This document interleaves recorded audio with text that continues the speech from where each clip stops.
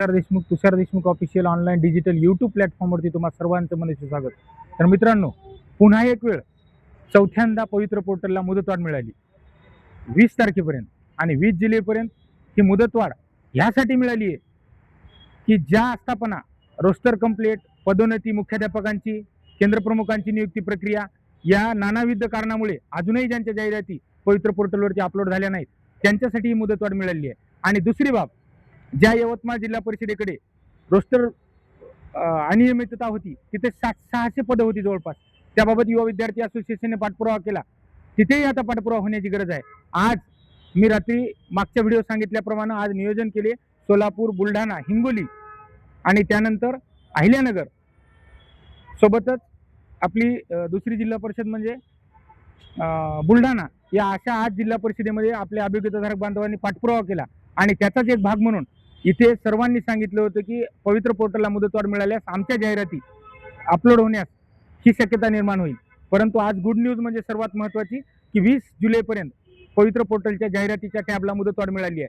परंतु आज जालना जिल्हा परिषदेमध्ये पाठपुरावा केला असता त्यांनी 8 दिवसांचा अवधी मागितला आणि या 8 दिवसांच्या अवधीमध्ये मुक्ताराम शेळके सर असतील, विकास गडगे सर असतील, अशा अनेक बांधवांनी युवा विद्यार्थी असोसिएशनच्या वतीने पाठपुरावा केला. दुसरी बाब म्हणजे जिथे 400 पेक्षा अधिक पदे जिल्हा परिषदेची विनामुलाखतीची सोलापूर जिल्हा परिषदेमध्ये अपलोड झाली, परंतु तिथे केंद्र प्रमुखांची 90 पदे ही अपलोड होण्यापासून वंचित राहिली आहेत. आणि त्यासाठी आज पाठपुरावा केलाय. वैष्णवी चाटे मॅडम असतील, अनिल भोसले सर असतील, काळे सर असतील, या अशा उमाकांत क्षीरसागर सर असतील, अशा अनेक बांधवांनी पाठपुरावा केलाय.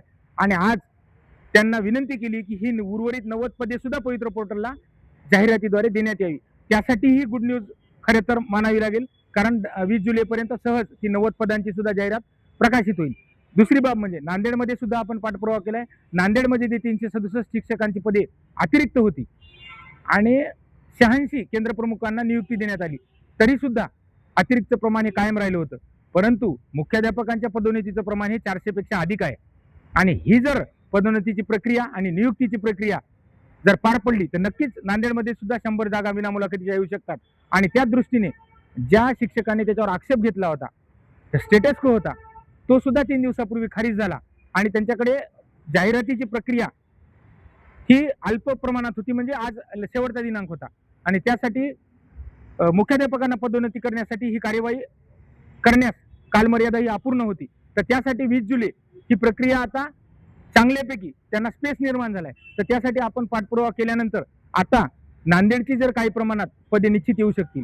दुसरी बाब म्हणजे हिंगोली जिल्ह्यामध्ये आपल्या बळीराम कल्याणकर असतील, शेंडगे सर असतील, शुभम लांडे सर असतील, यासह अनेक अभियोग्यताधारकांनी, सूरज भोपी सर असतील, या अनेक अभियोग्यताधारकांनी पाठपुरावा केला. तिथे 45 मराठी माध्यमांचे, 5 उर्दू माध्यमांचे पदे आहेत. तिथे सुद्धा मॅडमनी आम्हाला मागच्या भेटीत सांगितले होते, स्वतः मागच्या पहिल्या पाठपुराव्यामध्ये मी तिथे उपस्थित होतो, त्यांनी सांगितले 8 दिवसाची जर मुदतवाढ मिळाली तर नक्कीच या 50 पदे आम्ही अपलोड करू. तर अशा स्थितीत बुलढाणा जिल्हा परिषदेकडे 300 पदे आहेत आणि तिथे रोस्टर, अनियमितता, पदोन्नती, नियुक्ती प्रक्रिया हे सर्व विस्कळीतपणा आहे. तर अजूनही 20 जुलैपर्यंत आपण चांगल्यापैकी युवा विद्यार्थी असोसिएशनच्या वतीने आज त्यांना स्मरणपत्र देण्यात आले. तर चांगला पाठपुरावा झाला तर नक्कीच तिथेही पदे येतील. त्यासोबत योगेश मानमोडे सर व त्यांच्यासोबत असलेल्या टीमने आज अकोला जिल्हा परिषदेमध्ये पाठपुरावा केला. अकोला जिल्हा परिषदेमध्ये 100 पदे आहेत. तर त्याही पद्धतीने 20 जुलै ही तारीख अकोला जिल्हा परिषदेसाठी सुद्धा रोस्टर, त्यासोबतच पदोन्नती आणि नियुक्ती प्रक्रिया ही करण्यासाठी उपयुक्त ठरेल. आणि सोबत सगळ्यात महत्त्वाचे म्हणजे सगळ्या विभागीय स्तरावरती उच्च माध्यमिकची पदे येण्यासाठी संच मान्यताबाबत विशेष मार्गदर्शन करण्यात आले नव्हते. तर सर्व विभागातल्या उच्च माध्यमिकची रिक्त पदे तयार आहेत, परंतु शासनाचे विशेष मार्गदर्शन संच मान्यतेबाबत नसल्यामुळे आतापर्यंत त्या जागा अपलोड होऊ शकल्या नाही. त्याही जागा अपलोड होण्यास आता नक्की मदत मिळणार आहे. आणि दुसरी बाब म्हणजे शासकीय अनुदानित आश्रमशाळा, आदिवासी विकास विभाग, महाराष्ट्र शासन याच्या सुद्धा 4 ATC आणि 30 प्रकल्प कार्यालयातली नक्की पदे येतील, कारण त्यांची प्रक्रिया शीघ्र गतीने अंतिम टप्प्यावर युद्ध पातळीवर सुरू होती. एकंदरीत 20 जुलै ही मुदतवाढ शिक्षक भरतीच्या जाहिराती येण्यासाठी नक्कीच उपयुक्त ठरेल. तर पुन्हा एकदा आढावा घेऊया. आज अनुक्रमे सोलापूर, त्यासोबत हिंगोली, त्यासोबत अकोला, जालना, नांदेड, बुलढाणा या जिल्ह्यामध्ये चांगल्यापैकी आज वन टाइम 6 जिल्हा परिषदांना जाहिराती अद्यापर्यंत का प्रकाशित केल्या नाही, म्हणून आंदोलनात्मक न्यायालयीन लढा सुद्धा उभारण्यात नाही, अशा प्रकारचं युवा विद्यार्थी असोसिएशनच्या वतीने निवेदनाद्वारे स्मरणपत्र दिलं. यापुढे हा लढा निरंतर आक्रमकरित्या चालूच राहील.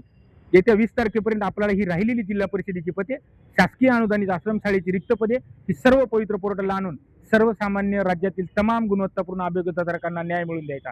तर नक्की आपण सर्वांनी या संबंधित जिल्हा परिषदाच्या सर्व अभियोग्यताधारकांनी कमेंट बॉक्सच्या माध्यमातून माझे संपर्क करा. त्या टीमशी तुम्हाला जोडून देण्याचा नक्की प्रयत्न करेल. तर या विषयावर इथेच थांबतो. पुन्हा भेटूया नवीन विषयासह. तोपर्यंत